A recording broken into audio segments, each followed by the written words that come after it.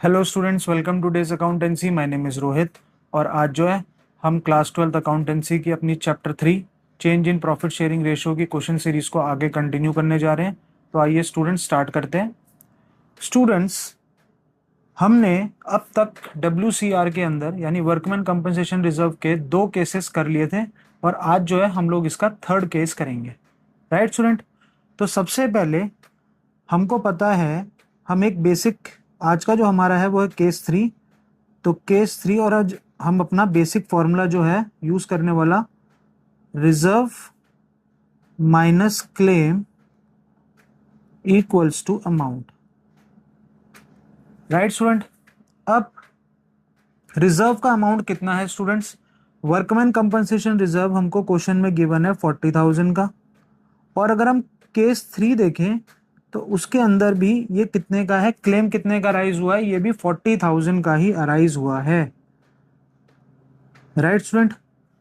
तो इसका मतलब है कि अगर मैंने 40 में से 40 क्लेम में दे दिए तो 0 अमाउंट जो होगा वो पार्टनर में डिस्ट्रीब्यूट होगा। Right student?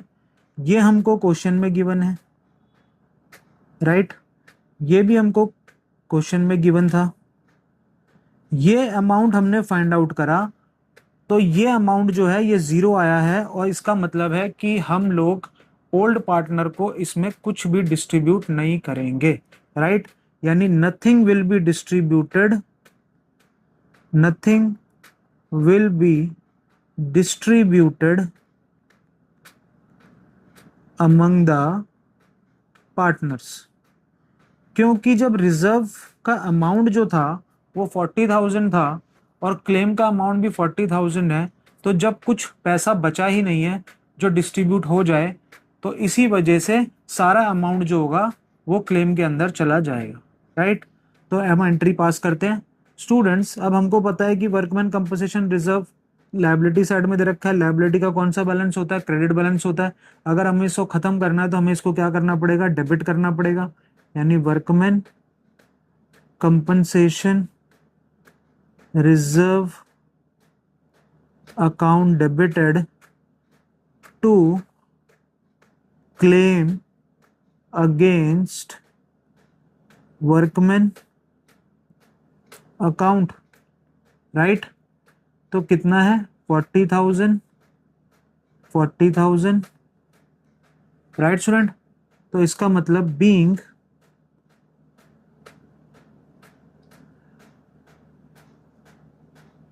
amount of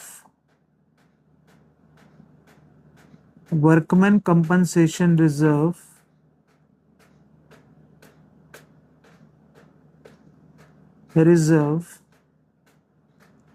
is paid to claim against workman। Right student? I hope कि आपको ये क्वेश्चन समझ में आया होगा। अब हम मिलेंगे अपने नेक्स्ट केस में। Thank you so much.